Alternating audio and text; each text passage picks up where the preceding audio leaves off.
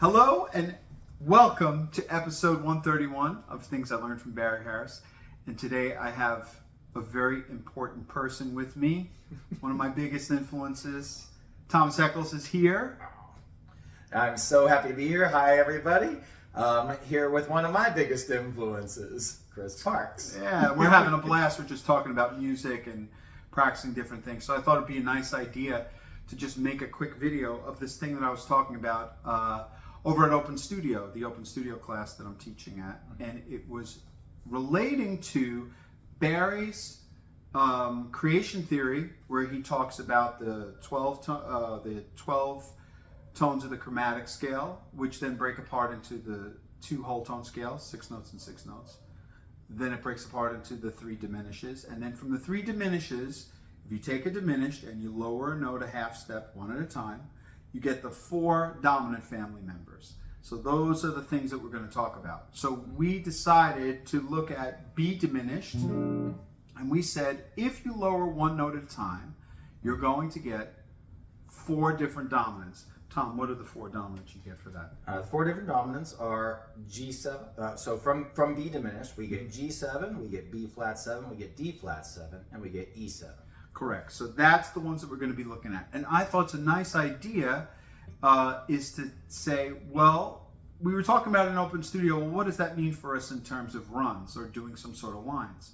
So I thought about this idea of taking just a triad. Let's say we'll take the G triad, G, B, D. And now instead of when you lower a note, you get the dominant. So now I'm going to raise my note, G to A flat, and there's your A flat diminished. So obviously B diminished is also A flat diminished, is also F diminished, is also D diminished. So all I'm going to play is my G triad, but with my 1 diminished note, which is going to be the A flat. And then what I said would be nice is if we say, let's do 3 octaves of the same thing. So I was talking to Tom about this, and I think we both decided that nice fingering is to play, well, at least for the G, 3 notes on the E string and 1 note on the A string. So we said, good. And then we did the same thing on the next octave, which happens to be on the D string and the G string. So the same idea, 3 notes on the D string, 1 note on the G string. And then the same idea on the B string and the E string. 3 notes on the B string, 1 note on the string. So when you do it together,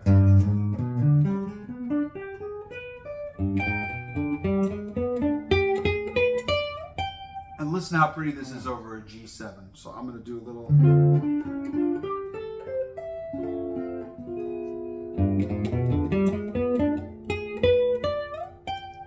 Beautiful. So now, the next thing that we said was, well, if you're doing it on G, then we have to do every inversion of that. So again, we have 4 notes. We have the root, the 3rd, the 5th, but also we have the flat 9th.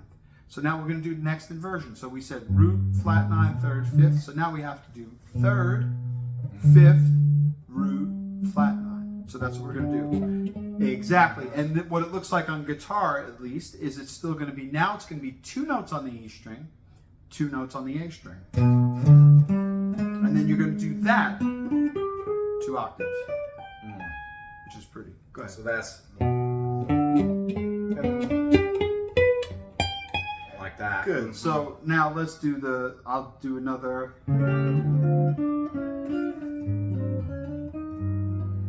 That's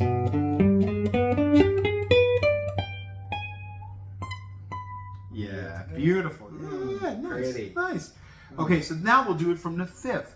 Oh, go ahead. So just so real quick, then what you said is that on the first one we have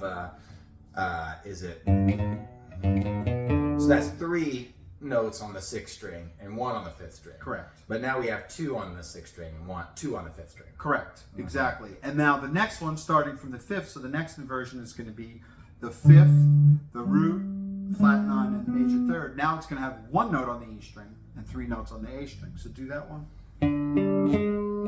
Like that. And I can do it up the strings. Love it. that. Now let's do another little.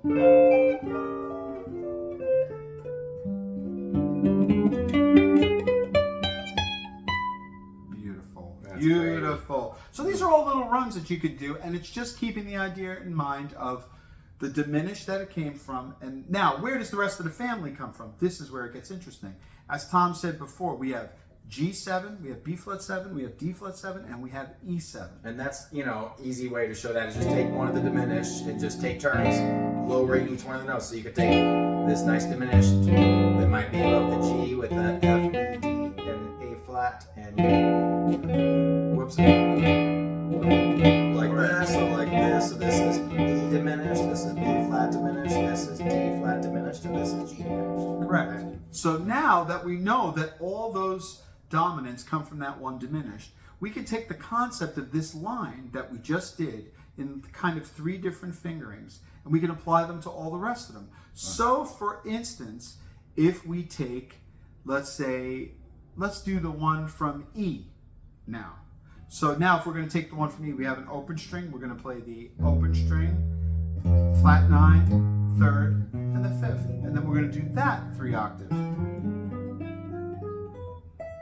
So maybe I'll play something behind. Oh, I'll do it first. Yeah, do it.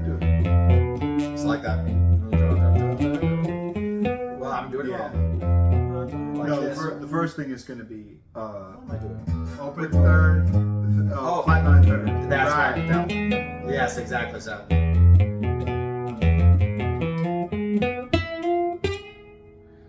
there we go. I like it. Yeah, I like that too. Just one more time for me because I was slow to it.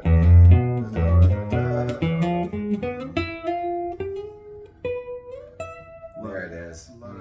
Love it. That's Love it. pretty. So here's a pretty G.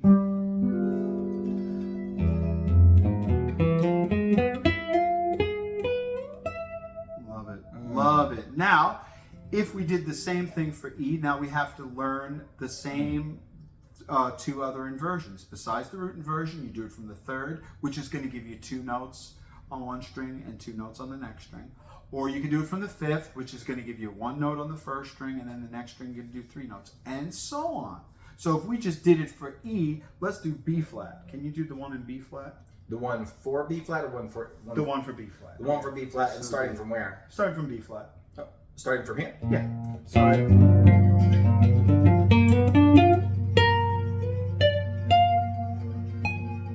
Pretty. That's a pretty one. Yeah, exactly. So now that gives you that beautiful sound, which has a happens to have a sharp 9 in it. It's got a flat 9. It's beautiful. Then there's one more, which is the D flat one.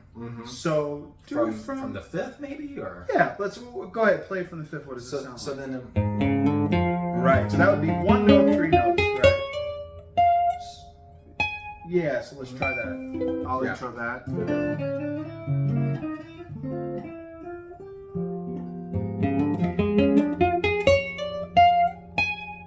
Yes.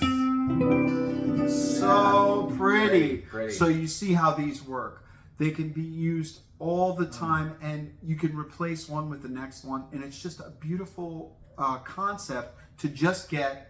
So if you think about it, you have the 4 family members: the G7, the B flat 7, the D flat 7, and the E7. And then if you think about that, you have 3 of each. You got the one from the root, the one from the 5th, 3rd, and then the one from the 5th. So now you have 12. 12 little different runs that you can do. That's amazing. But then if you think about it, you start to think where it is on your instrument, where the dominant chord is that you're playing, and what's the closest little area. And I love it. Now, there was one thing, of course, that Tom and I, because we can never just stop on one little idea.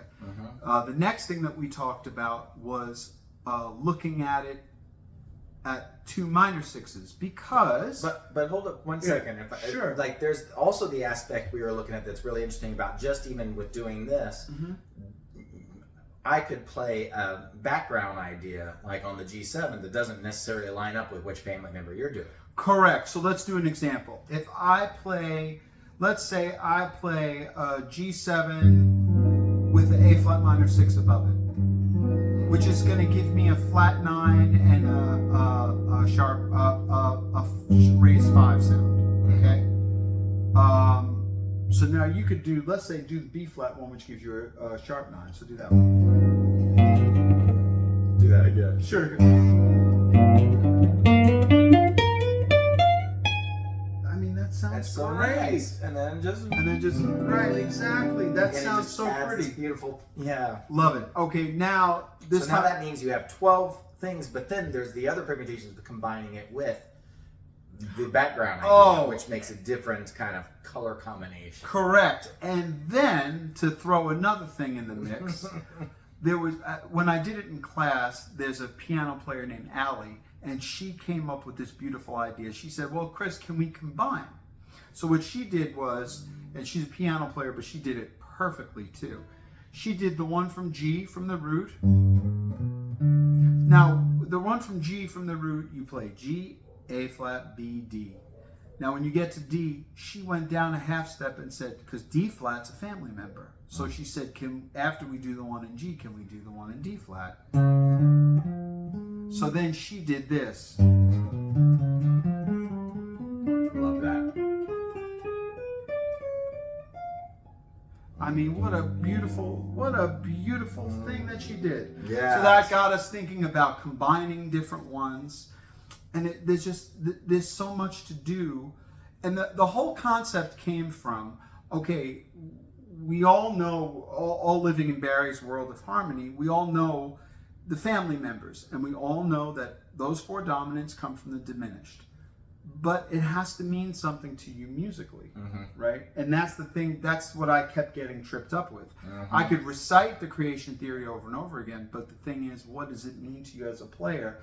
And what you start to discover is, you just start thinking about it, and it can mean a lot of different things. Now, not a spoiler alert, but I'm going to give a spoiler alert.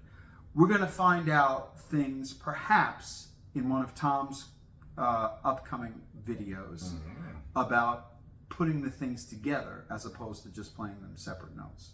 We're going to maybe put some things together, which might be something nice.